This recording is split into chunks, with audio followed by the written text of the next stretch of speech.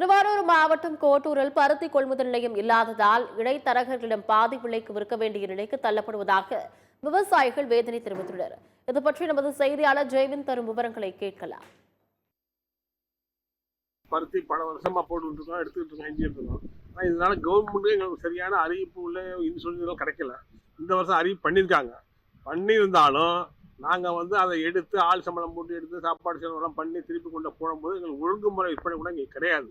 அதனால தரகர்கள்ட்ட தான் கொடுக்க வேண்டியது இருக்குது. பாதி விலைக்கு தான், அடிமாட்டி விலைக்கு தான் விற்றுக்கிட்டு இருக்கோம். இதுக்கு வேன் எடுத்துக்கிட்டு ஆள் சம்பளம் எல்லாம் கொடுத்து எங்களுக்கு அது ஒன்றும் லாபமே கிடையாது.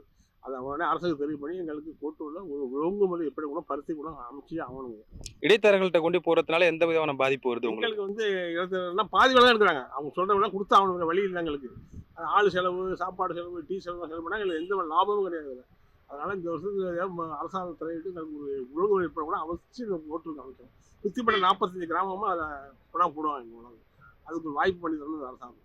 திருவாரூர் மாவட்டம் முழுவதும் சம்பா சாகுபடிக்கு அடுத்தபடியாக கோடை சாகுபடியான பருத்தி சாகுபடி என்பது நடைபெறுவது வழக்கம். இந்த ஆண்டும் திருவாரூர் மாவட்டத்தின் பல்வேறு பகுதிகளில் பருத்தி சாகுபடி என்பது மும்முரமாக நடைபெற்று வருகிறது. குறிப்பாக கோட்டூர், விக்கிரபாண்டியம், ஆலத்தூர், பல்லவராயன் கட்டளை, சிதம்பர கோட்டகம் உள்ளிட்ட பல்வேறு பகுதிகளில் பருத்தி சாகுபடி பணியில் விவசாயிகள் மும்முரமாக ஈடுபட்டு வருகின்றனர். மற்றொரு புறம் விவசாயிகளுடைய நீண்ட நாள் கோரிக்கையாக இருப்பது என்னன்னு பாத்தீங்கன்னா, நாங்கள் தொடர்ந்து 40 ஆண்டுகளுக்கு மேலாக இந்த பகுதியில் பருத்தி சாகுபடி செய்து வருகிறோம். ஆனால் எங்களுக்கு ஒழுங்குமுறை விற்பனை கூடம் என்பது இல்லாமல் இருந்து வருகிறது. நாங்கள் பருத்தியை அறுவடை செய்து ஒழுங்குமுறை விற்பனை கூடம் திருவாரூருக்கு எடுத்து செல்லும் பொழுது எங்களுக்கு காலதாமதமாகுது. டிராக்டர் ஏற்றி செல்வது உள்ளிட்ட பல்வேறு செலவுகள் ஏற்படுகிறது.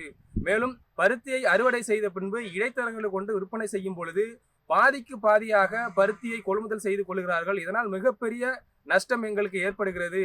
எனவே கோட்டூர் பகுதியிலே ஒரு ஒழுங்குமுறை விற்பனை கூடம் என்பது அமைத்து தர வேண்டும். தமிழக அரசு இதற்கான நடவடிக்கையை மேற்கொள்ள வேண்டும் என விவசாயிகளின் தரப்பில் கோரிக்கை வைக்கப்பட்டுள்ளது. சத்தியம் செய்திகளுக்காக திருவாரூரிலிருந்து ஜெயவிந்த்.